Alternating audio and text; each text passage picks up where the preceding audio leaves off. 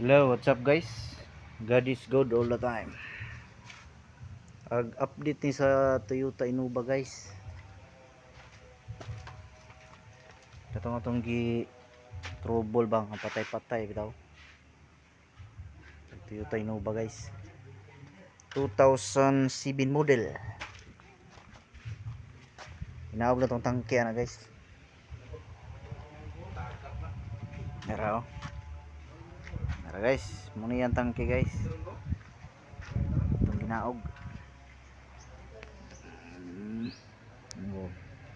Dili ra siya kay tantong ugaw.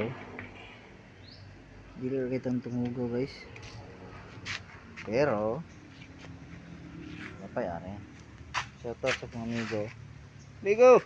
Yun oh. Guys.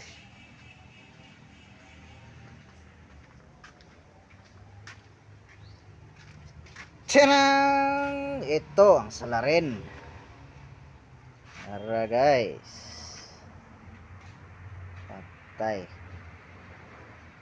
Mugo kay guys. Wala yun ta masipyat sa ito ang kuhan ba? Pulso. Ito masipyat sa itong pulso guys. Praise the Lord.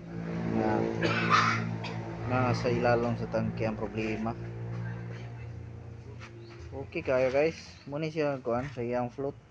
Sa fuel gauge. Ug katong sa iyang strainer. Strainer sa tangke. Sa iyang krudo.